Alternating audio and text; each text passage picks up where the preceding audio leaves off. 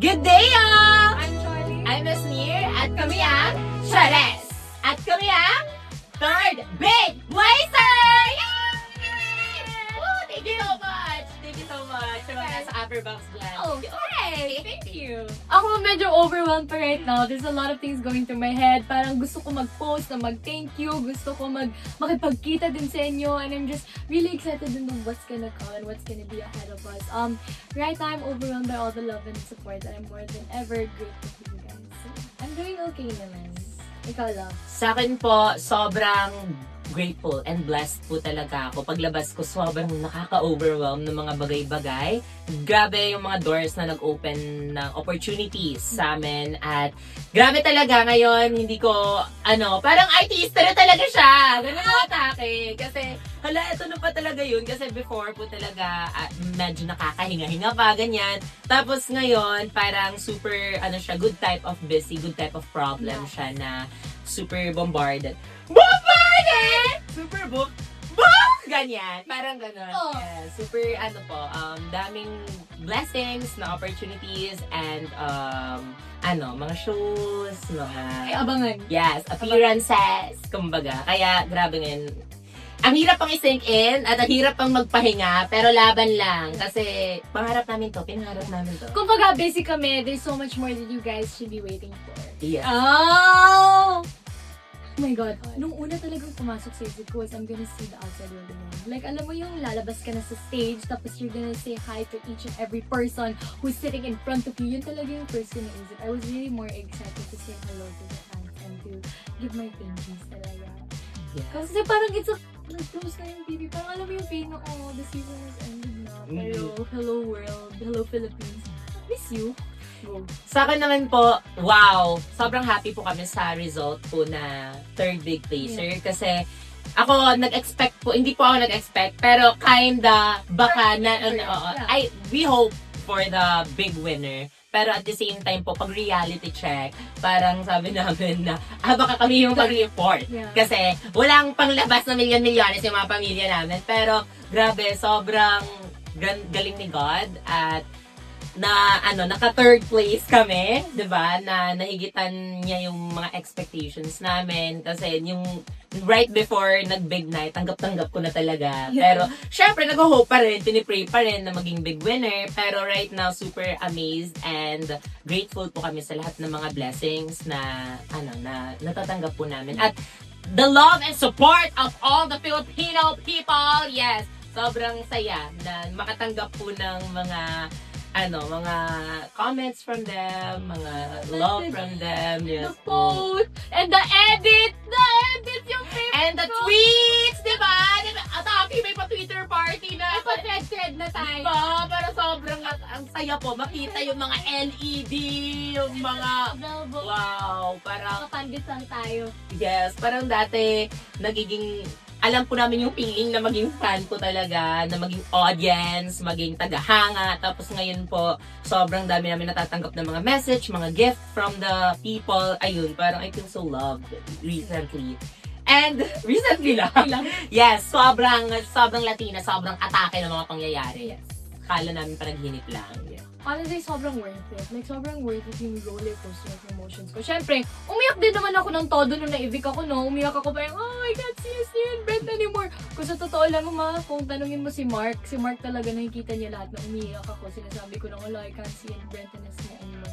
And then, being a wildcard na umasa ko, oh, Colette, nakita ko sila lahat. I didn't have expectations talaga to reach before. Yung naisip ko talaga was, if I was evicted before, they'll probably just nominate me again. Yung ganun. But, by the grace of God, I'm here again. At napasama pa ng Big Four at may third place pa. Sobrang yung blessings. I'm really thankful. My journey, overall, roller coaster. Talagang roller coaster. AK, gano'n. AK siya. Kung baga, space Universal puzzle. Studios. Yung mga Kung pwede din yung mga death drop, yung parang doing so well. Sabi. Na-event! Yeah. And then she went third place! Yung ganun na vibes. Space shuttle daw yung emotion ko ngayon. Yeah. Space rocket pala. Rocket. Space shuttle. Space shuttle. Yeah. Wow. Pero hindi po siya achievement lang for me. Kumbaga, milestone chapter. Ganon. Parang pinanganak ako ng ikalawang beses. Ganon yung nararamdaman ko po talaga ngayon.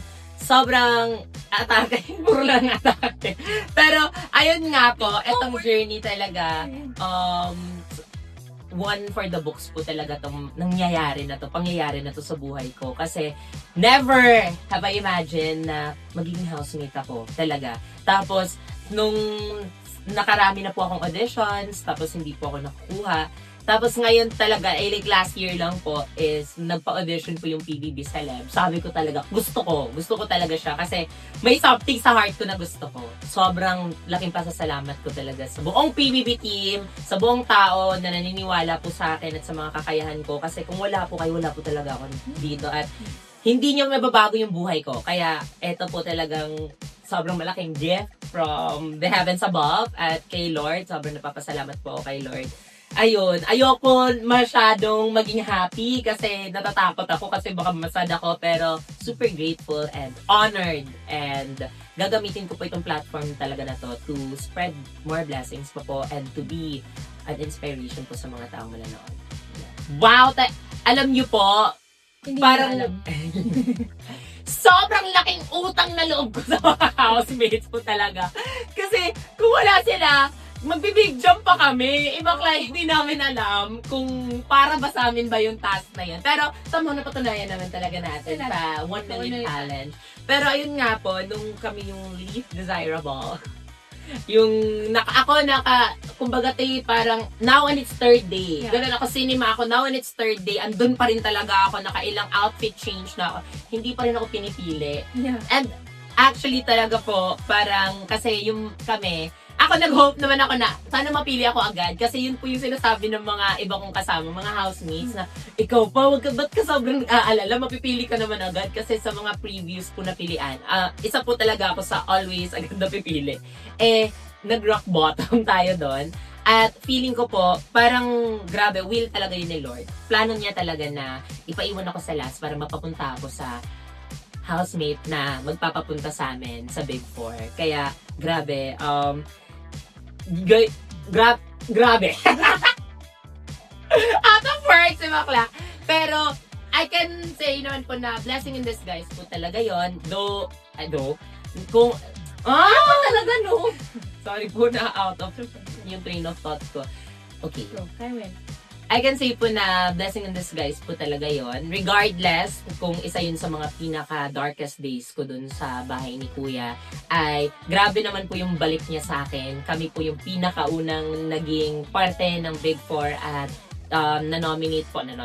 Kami po yung pinili ng mga housemates. Sobrang saya po na napatunayan po namin ni Charlie yung sarili namin. Sa tapatan po talaga, never kami nag-expect. Never talaga. Oo, never po kami May nag-expect. paano ka dyan eh? Wait! Gusto din na totoo! Ganyan. Uy, hindi na Oh, Basta. kasi. Never po yun na ano. Ganun talaga. Oo, kasi, kumbaga, sabi namin, kung ano yung ibabato sa amin, mag-a-answer lang talaga kami. Pero, gratefully, hindi po namin siya ibabato ulit. Ganun yung atake. Nakulangan nga po talaga kami sa oras doon. Kasi, na-miss ko mag-defend. Ganun yung atake, thesis defense. Tapos, ayun po, akala po namin na i-base po nila sa mga matatapang, sa mga magagaling, sa mga tasks recently, ganyan. Kaya, never po talaga pumasok sa isipan namin na kami po yung makakakuha ng first spot. Tapos nung pinili po talaga kami, wow! Grabe si Lord. Grabe talaga si Lord. Nothing beats prayer. Kasi before nung pilian po, yun na lang po yung prayers namin ni Charlie. Yeah. Kasi if mailaban po namin po sa Big Four, is nailaban po namin yung mga taong gusto namin ilaban at i-representa. Kaya sobrang happy po namin na naging parte kami ng Big Four, na may probinsyana, may Bisaya, may bakla sa Big Four, at yun po yung thank you Lord for the gift of life, sabi ni Billy Stacy. Hindi pa ako nag-scroll ng bongga. Ito nag-scroll na siya. Pero ako, I have one. Ako, one of my favorites siguro na nakita ko from the outside, pero nasa loob pa, is about the tupatan talaga. I think that's something or a skill that I've been wanting to show. And it's communicating is really something that I love to do. I love to communicate and express my emotions, and to know that the way I communicate is really appreciated by everyone out there, and to know that parang saludo yung ibang tao at nasasabi nilang thesis defense, although I've never defense thesis in my life because I'm still in high school, I feel happy and I feel proud and I feel so loved. And I want to thank everyone who posted a TikTok edit about it. I love you guys so much. Feeling ko parang savage na ako na parang, that's my girl. Ganun yung pinaka-favorite moment ko right now. But I will scroll more very soon. Ngayon, hindi pa masyado. But I'll stay updated. I'll try, guys. I'm trying to get my sleep. Yes. Sa akin po, sabihin mo man akong ang babaw kong tao, pero yung mga nagdi-Twitter party po talaga. Ah, hindi mabay pa. Yes. Ang babaw ko tao. Yun po, sobrang na-appreciate ko po yung mga nagdi-Twitter party, yung mga nagpapatrending na mga, example, Cheres on top Wednesday. Yung mga ganun. Kasi, wow! Mga big stars lang yung may mga ganyan. Bakla tapos ngayon parang, wow, meron na talagang sumusuporta sa amin. At yun po, na-appreciate ko po sila isa-isa. At siguro po sa mga nagawa namin dun sa bahay ni Kuya is may nag-post na napatunayan natin yung sarili natin after natin na panalunan yung last 1 million challenge. Hindi ko pa nakita! Meron talaga na parang, eto ba yung sinasabi nyo na ano lang, na people's choice lang, na housemates choice lang, ganyan. Kaya ayun po, nakikita ko po yung mga ano nila, mga comments nila and tweets nila about it. Kaya sobrang happy po na nakilaban sila sa laban namin at dinefend nila kami sa mga rooms na wala kami. Kaya, ayun po, sobrang na-appreciate po namin sila lahat. Sa lahat ng Team Cheres, sa lahat ng sumusuporta sa amin, mahal na mahal namin kayo. At sa lahat ng gumawa ng reaction videos, especially sa mga bata na umiyak. Kayo po yung mahal na mahal namin ng sobra-sobra times 20 po yung mahal namin sa inyo. I hope you guys feel better now kasi we're definitely doing better. I hope you know na kahit hindi kami big winner, pero big winner kami sa inyo, yan na po yung biggest goal na namin. Yan na po yung biggest achievement na namin, kumbaga.